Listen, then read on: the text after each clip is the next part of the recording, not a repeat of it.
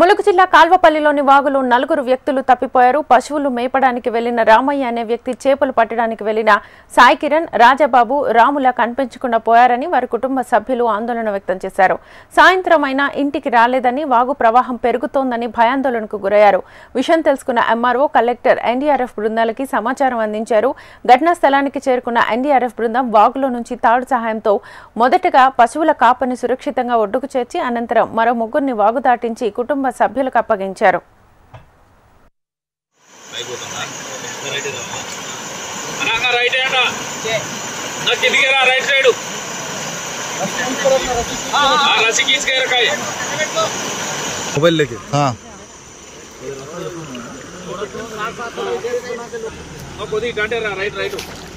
right